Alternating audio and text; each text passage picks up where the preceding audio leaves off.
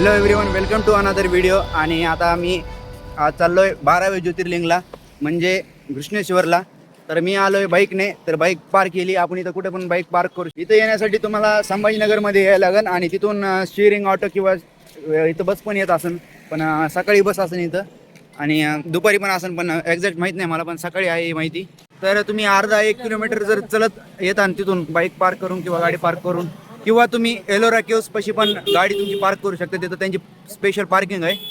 आज जर तुम्हाला इथं राहायचं असलं तर मग तुम्हाला इथं राहायसाठी एक त्यांची रेसिडेन्सी पण आहे, म्हणजे तिथं तुम्ही स्टे पण करू शकता.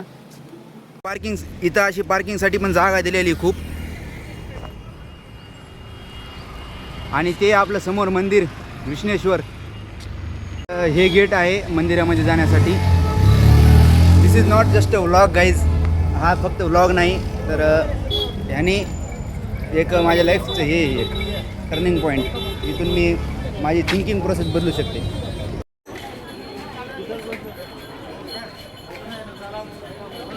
तर आता दर्शन ते झाले तिथले आणि आता आम्ही चाललो घरी. तर इथं जायचं म्हणजे आपल्याला शर्ट काढून जायला लागते मध्ये, आणि मोबाईल मे बी कधी कधी अलाउड असून कधी कधी नसतो. तर तुम्हाला 2 घंटे लागते ना जायला आणि यायला. कधी कधी लवकर पण होऊ शकतं. आम्ही गेलो तर आरती सुरू होती म्हणून टाईम लागला आम्हाला जास्त. ज्योतिर्लिंग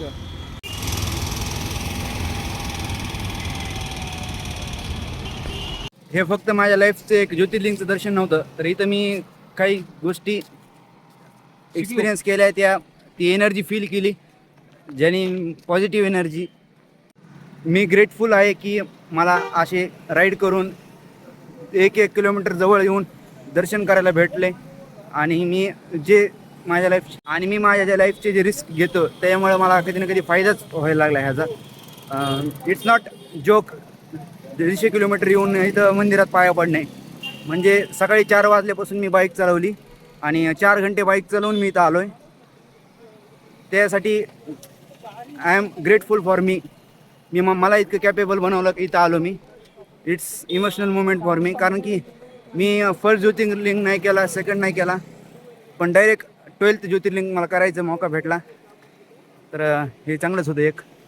आता बघूत आपली गाडी कुठं लावलेली. तिथं गाडी घेऊन जाऊत एल्लोरा केव्सकडे. एल्लोरा केव्सला चाललो आपण आणि हे आहे तिथलं गेट. तर इथं आल्यावरती तुम्हाला तिकीट असे काढून घ्यायला लागतील, जे मी काढून घेतले. तांगडे सरने काय काढून नाही दिले मला समजा. तर इथं आल्यावरती तुम्हाला असे 2 तिकीट काढून घ्यायला लागतील. तर फॉरेनरसाठी इथं 600 रुपये आहे आणि इंडियन सिटीजनसाठी 40 रुपये. आणि पुन्हा जर 15 वर्षाच्या खाली लेकरू असेल तर त्यासाठी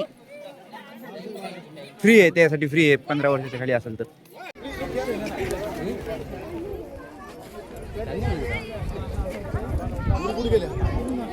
तर आता इथं आम्ही आलो तर एलोरा केव्सवर, आणि तुम्ही तिकीट ते काढल्यानंतर तुम्ही डायरेक्ट येताल असं ह्या रस्त्याने डायरेक्ट मंदिरापाशी येतात.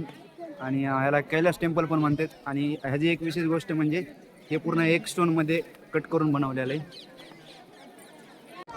पहिल्यांदा इथं ह्याचा मॅप आहे, ह्या केव्स कशात आणि पुन्हा ह्यांचे स्पेसिफिकेशन्स.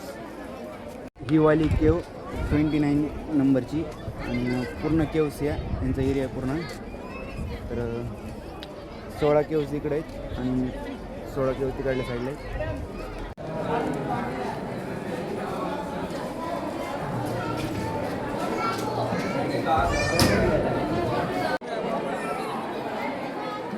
एक्सप्लेन करायला काही नाहीच इथं, इतकं भारी सगळीकडं वरपर्यंत. तर आपण इथं एक दिसायला लागलं आहे की आपल्या जे पहिले म्हणजे हे आहे ते तोडायचे खूप प्रयत्न केलेले आहेत. जी मूर्ती तिथं जी आर्किटेक्ट दिसत त्याच्यावरती काही ना काही निशाण आहे तोडायचे प्रयत्न केलेले, पण तुटलेलं नाही ते. पूर्ण मंदिरामध्ये असं आहे की हे तोडायचा प्रयत्न केला आहे, जसं हे किंवा तिकडं ते. हे खूप मोठं आहे आणि हे म्हणजे मंदिर आहे मध्ये. पुन्हा एक राऊंड मारला की आपल्याला सगळं दिसेल. आता इकडून गेलं तर डायरेक्ट वर जाईल. तर आता इथला पूर्ण एक्सप्लोअर झालेलं आहे. आणि हे इन्फॉर्मेटिव्ह ब्लॉग नव्हता, हे तर एक तुम्ही कसं येऊ शकता आणि कसं बघू शकता हेच होतं. इन्फॉर्मेशनसाठी तुम्ही स्वतः दुसरे व्हिडिओज बघू शकता किंवा काय पण करू शकतो. It's not informative video. ह्या व्हिडिओचं डिस्क्लेमर हेच आहे की हा व्हिडिओ इन्फॉर्मेटिव्ह नाही, हा इन्फॉर्मेटिव्ह पर्पजसाठी नाही बनवलेला, हा जस्ट व्लॉग आहे. तर तुम्ही जर हा व्हिडिओ एन्जॉय केलेला असेल तर कैलास मंदिर सगळे एक्सप्लोर झाल्यानंतर आता चाललो होतं वापस. तुम्हाला जर केव्जच्या वर जायचं असलं तर इथून एक रस्ता आहे असा, आणि तो वर जातो डायरेक्ट, आणि किंवा तिकडून पण तुम्ही सगळ्या केव्ज बघत बघत जाऊ शकतात. जितकं जास्त लांब जातं तितकी जास्त शांती भेटेल. तर आता आम्ही चाललो होतो वापस. कमून गोपाल वापस होतो आपण. सगळं पाहिलं का आपण गोपाल? मे बी पाहिलं किंवा नाही पाहिलं, खरं सांग पण सगळं पाहिलं का आपण? ते तुला द्यायला लागले तर त्यांना थँक्यू म्हणतो. नाही, नको नको नको थँक्यू असं. नको थँक्यू सगळं पाहिलं का म्हणत.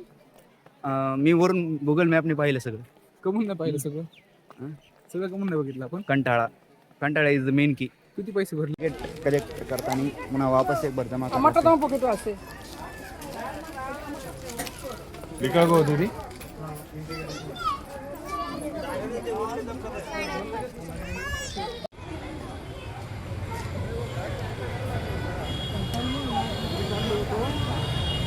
लाईफमध्ये अशा खूप गोष्टी असतात जे आपल्याला करायच्या असतात आणि आपण आपले लिमिट्स ठेवत असतो. तर मी पण माझे लिमिट्स काय ठेवले होते, पण नाव time to break it that limits, आणि मी केले ब्रेक लिमिट माझ्या. तर आता डायरेक्ट मी जाणार घरी जाताना व्हिडिओ काय बनवणार नाही, डायरेक्ट घरी जाणार. सो तर घृष्णेश्वर टेम्पलला बाय करत आपण आता चाललो बीडकडे. बीड आहे इथून 164 किलोमीटर्स, म्हणजे आपल्याला 164 किलोमीटर जायचं आहे आता. बघूत किती वेळ लागतोय.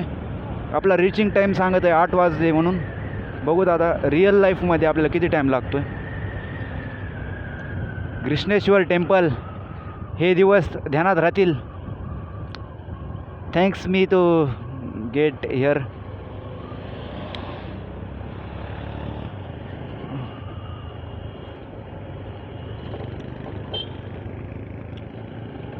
देज moments are the very special. मी पहिली बार इथं आलो आहे, हमेशा येईन आता.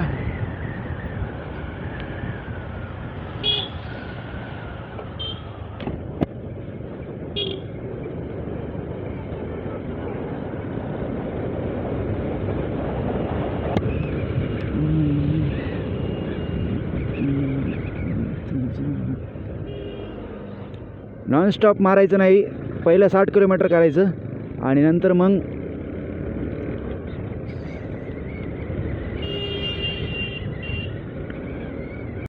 बघूच आता कुठंतरी जेवण करूच. पहिल्यांदा तर 60 किलोमीटर नॉनस्टॉप जायचं आहे, कारण की जास्त ब्रेक घेतले की पुन्हा ते कॉम्प्लिकेटेड होऊन बसतं.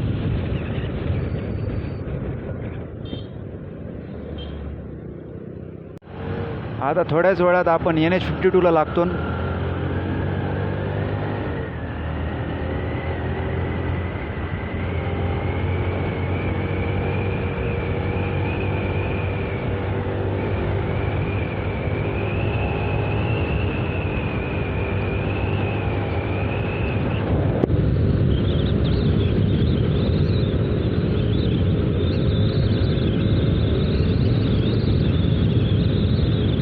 तुम्हाला लाईफमध्ये जे पण इम्पॉसिबल वाटत असेल ते पॉसिबल असले करून बघा.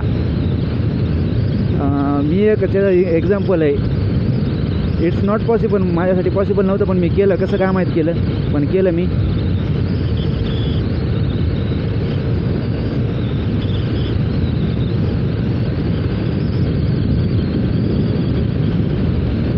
जेवायला ताट दाखव ना तू.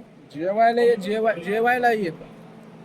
तर आता जेवायला लागलोत आणि थोडंच राहिलंय, म्हणजे 100 किलोमीटर राहिले. थोडं झालंय आणि 100 किलोमीटर राहिले. तर थाळी मागवली, जेवण करूत फटाफट, आणि पुन्हा 100 किलोमीटरचा पॅच आहे तर 50-50 मध्ये डिवाईड करून जाऊ.